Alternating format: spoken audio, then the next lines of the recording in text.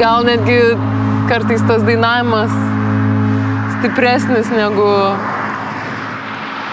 kiti revoliucijų būdai. Lina Lapelytė yra Lietuvos menininkė, kuri kurdama švelnią muziką kelia aštrius klausimus. Kaip formuojasi mūsų lytis ir tapatybė? Gal grožis ir harmonija tėra susitarimas? Ar mes pajėgus įveikti klimato kaitą? Ir galiausiai, kaip išgirsti atstumtųjų balsus? Man kažkaip intuityviai tos nutildytos perspektyvos visada labai įdomios ir galbūt dėl to atsiranda mano kūrybai dainuojantys žmonės, kurie neturi klausos, gyvūnų balsai imituojami, vaikų, tos tokios gal paribės šiokios tokios, kurios nėra tai, ką mes girdime ir matome visą laiką. Rugilės Barzdžiukaitės, Vaivos Krainytės ir Linos Lapelytės bendras darbas Saulė ir jūra Venecijos meno bienalėje Lietuvai pelno auksinį liūtą. Turbūt svarbiausia šiuolaikinio meno apdovanojimą šiandienos pasaulyje. Žiūrovus patalpindama virš atlikėjų, opera performansas siūlo į žmonės pažvelgti tarsi į kitą rūšį, kuri atostogaudama laukia pasaulio pabaigos. My boy is 8.5 and he has been swimming in the black, the yellow, the white, the red, the Mediterranean, Aegean Sea.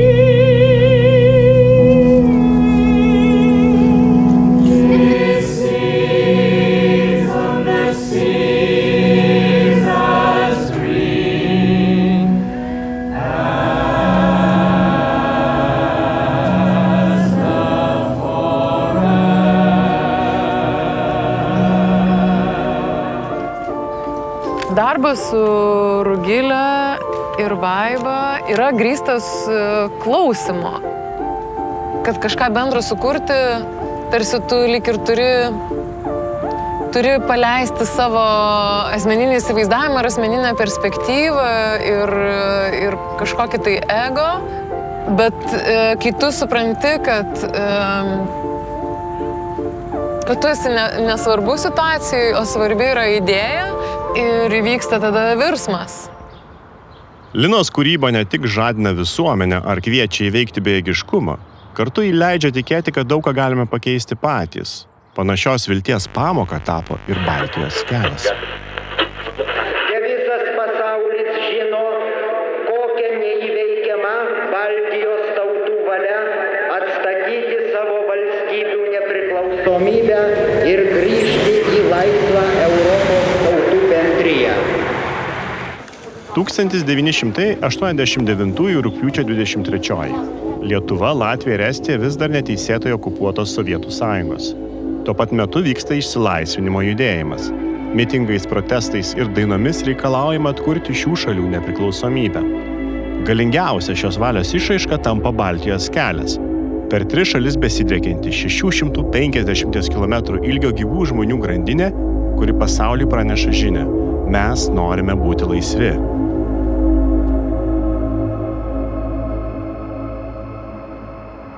Kažkur vat lygiai panašiai.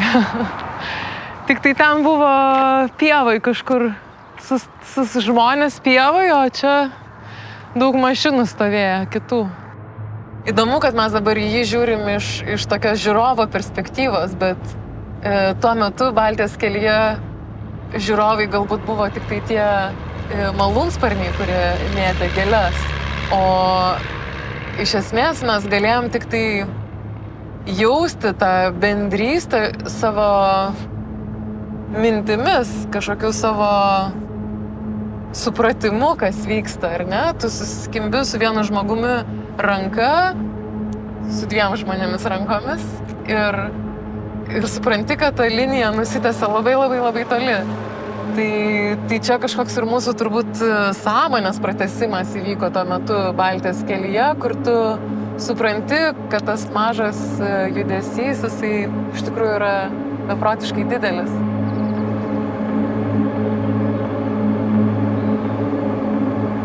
Baltijos kelias yra monumentas naivumui. Nes per tikėjimą, kad man susikabinus už 2 rankų ir kad tos rankos taps gyva grandinė, kuri nusities per Baltijos šalis ir kad tai prives prie nepriklausomybės, atrodo, kad kas galėtų sugalvoti tokį neįtikėtinai naivų dalyką. Stebimės tuo ir tai mus iki šiandien neša tolyn.